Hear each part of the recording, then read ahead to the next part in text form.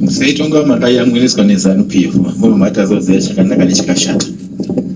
Guys, zvimwe zvekuti even council okay ndinozvaza team research ZANU PF ini amaisisisi ndochokwadi but ndikozva team research ZANU PF chiti makanzilers CC failure what okay. The bottom line here is hakuna chinhu chinofamba munyika kana economy yakatakwa. Even you as ZANU PF vacho vari mumatowns tinaweza. But what are they doing? It's nothing.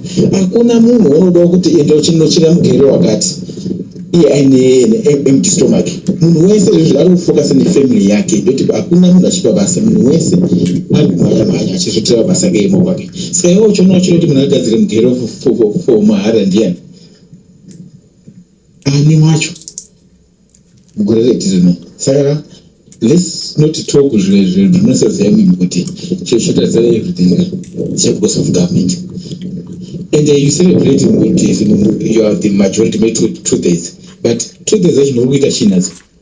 To pass constitution majority. Yakanyorwa na almost 15 million people, but in parliament mungu ichinja jabos ya 2 days majority parliament. For nothing. Ndio zvingo wa economy izvo. Mutsa economy everything zvofamba zvakanaka. Simple, pasina mari hapana anything. Economy iri weak hapana kana iwe wacho ZANU wacho hapana timudzeka weZANU nokuti okay isusu yedu tinoda kanzira ZANU 55 even at my enemies areas even at my rules. What are they doing? Takasiyana papi atimuna kanzira wacho muda kuti maimina asi mumbompa chi mumba mari kanzira right now looking at wake in Zimbabwe even a teacher this salary like is 26,000 RTGs. Kuviyesi mari chi imari. Mudengo modo taura munhu akati anoita chi. It's nothing. Anditi neti 8% yese yakagara kumba. So modo anochera mugero. Ukuita chi. Even my city councils is right now in the country. Mari payers yes, mari total varikubvisa. Anditi ndezvo. Varikubvisa mari in RTGs. They just converted and then decide kuma US. If we let's say it's local council like Mtari, and it will almost 50 million. You could take a sewer pipes, yet quotation, and take South Africa. But as a badama rent payers better go with the RTGs. That 50 million, the Marinaga Bisco RTGs, in one a record take a sewer pipes to South Africa. At any company you can sewer pipes here in Zimbabwe. And it but come on, essay as a business, I got drama, pipes essay, a plumbing, a teaching, and it. So I mean, plus 50 million today.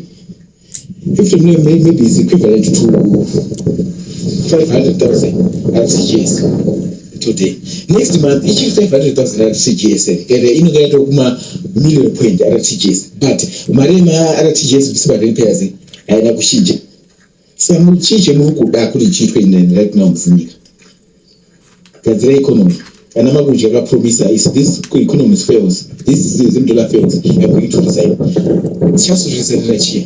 Chemchuda kuona mimi baba nenyika net the highest inflation in the world. Chi. Don't be brainwashed by ZANU PF. And this tese munombuka tese takata aiyo zvirosha zvidi university zvirosha zvimbodi grade 1 nazhinji no zvoda kungounderstand uzive kuti zvatakuitiswa zvakazvo hazviiti iwe neni tisirosafa saka musanonyero protector rero zvinozotika hazvisenzi iwacho you are also suffering.